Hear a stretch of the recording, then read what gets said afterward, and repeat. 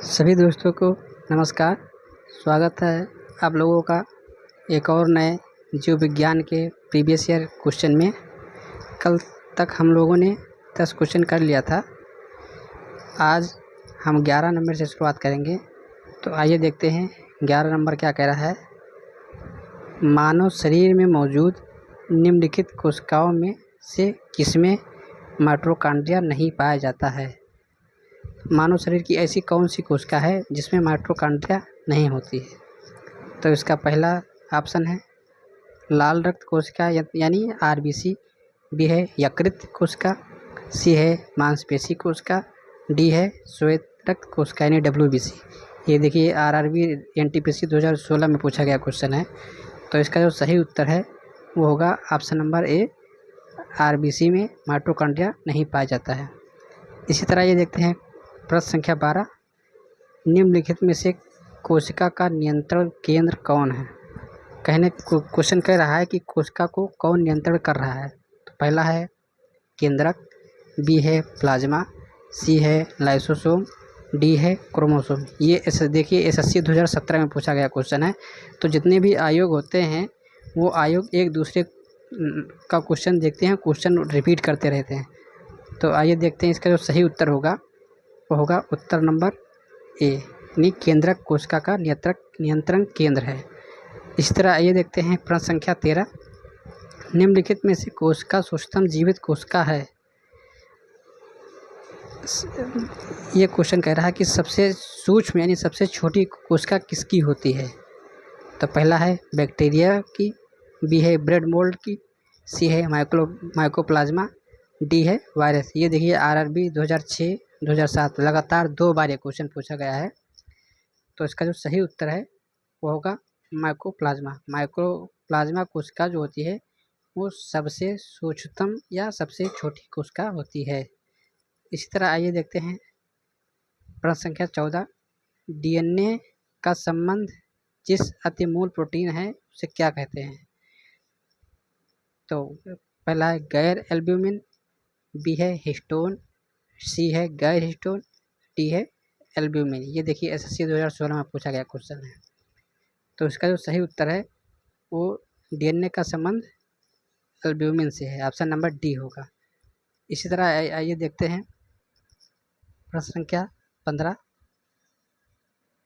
क्या कह रहा है, निम्नलिखित में से किस एक कोशिकीय कोशिकांग समूह में डीएनए होता है। मतलब इसमें एक 4 ऑप्शन दिए हैं, इसमें आप लोगों को बताना है कि कौन सी कोशिका है जिसमें सभी में डीएनए होता है। पहला है सूत्रकणिका केंद्रक हरित लवक, बी है सूत्रकणिका गाल्जिकाय केंद्रक, सी है सूत्रकणिका जीवद्रव्यकला केंद्रक, डी है हरित लवक केंद्रक राइबोसोम। तो ये एनडीए 2018 में पूछा गया क्वेश्चन है। तो डीएनए जो सभी में मौजूद है वो होगा ऑप्शन नंबर ए, सूत्रकणिका केंद्रक और हरित लवक।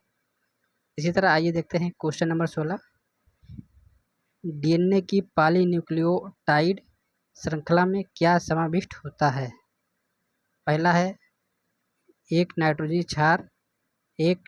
क्षारक डीऑक्सीराइबोज शर्करा और फास्फेट समूह, बी है एक नाइट्रोजनी क्षारक राइबोज शर्करा और फास्फेट समूह, सी है डीऑक्सीराइबोज शर्करा राइबोज शर्करा और फास्फेट समूह, डी है केवल एक नाइट्रोजनी क्षारक और फास्फेट समूह। तो डीएनए की पॉलीन्यूक्लियोटाइड श्रृंखला में जो होता है वो ऑप्शन नंबर ए, एक नाइट्रोजनी क्षारक डीऑक्सीराइबोज शर्करा और फास्फेट समूह इसमें शामिल होता है। ये देखिए सीडीएस 2017 में पूछा गया क्वेश्चन है। इसी तरह आइए देखते हैं प्रश्न संख्या 17 पे, चिकनी अंतः प्रतिबिंब जालिका यानी स्मूथ एंडोप्लाज्मिक रेटिकुलम इसे कहते हैं के अनुपूरक कार्यों में से एक कार्य है। मतलब जो स्मूथ एंडोप्लाज्मिक रेटिकुलम है उसका एक अनुपूरक कार्य क्या है। पहला है प्रोटीन का संश्लेषण करती है, बी है लिपिड का संश्लेषण करती है, सी है जैव अणुओं का भंडारण करती है, डी है विषैले पदार्थों का निर्वशीकरण करती है। ये एनडीए 2018 में पूछा गया क्वेश्चन है। तो तो चिकनी अंतः पृथ्वी जालिका का कारण है विषैले पदार्थों का निर्वशीकरण, यानी ऑप्शन नंबर डी सही होगा। इसी तरह आइए देखते हैं क्वेश्चन नंबर 18। निम्नलिखित में से क्या डीएनए में मौजूद रहता है किंतु आरएनए में मौजूद नहीं रहता है? पहला है थायमिन, बी है एडेनिन, सी है ग्वानिन, डी है साइटोसिन। ये एसएससी 2016 में पूछा गया क्वेश्चन है। तो डीएनए में जो 4 क्षार बेस होते हैं एडेनिन, ग्वानिन, थायमिन, साइटोसिन, तो जबकि जो आरएनए में होता है एडेनिन के इसमें थायमिन, आरएनए में थायमिन नहीं होता है, इसकी जगह पे यूरेसिल आ जाता है। बाकी 3 चीज़ सेम रहती हैं, एडेनिन, ग्वानिन, साइटोसिन। तो आइए देखते हैं प्रश्न संख्या 19। आरएनए का प्राथमिक कार्य क्या है? मतलब राइबो न्यूक्लिक एसिड, इसका फुल फॉर्म होता है राइबो न्यूक्लिक एसिड का प्राथमिक कार्य क्या होता है? पहला है यह प्रकाश का संश्लेषण करता है, बी है प्रोटीन का संश्लेषण करता है, सी है प्रतिकृत बनाना, मतलब प्रतिकृत मतलब होता है कि किसी की हूबहू आकृति बना देना ही प्रतिकृति कहते हैं, डी है अनुवाद करना। ये देखिए एसएससी 2016 में आया क्वेश्चन है। तो इसका जो सही उत्तर है, जो राइबोन्यूक्लिक एसिड का कार्य होता है वो होता है प्रोटीन का संश्लेषण करना, यानी उत्तर नंबर बी। इसी तरह आइए देखते हैं आज का आखिरी क्वेश्चन। राइबोसोम्स होते हैं, राइबोसोम्स होते हैं, पहला है डीएनए, बी है आरएनए, सी है प्रोटीन्स, डी है इनमें से कोई नहीं। ये देखिए जेपीएससी 2016 में क्वेश्चन आया है। तो राइबोसोम जो होते हैं वो बेसिकली आरएनए होते हैं, यानी राइबोन्यूक्लिक एसिड। तो आज के लिए इतना ही। प्लीज़ वीडियो को पूरा देखें, लाइक करें और सब्सक्राइब कीजिए, साथ ही साथ अपने दोस्तों को शेयर कीजिए।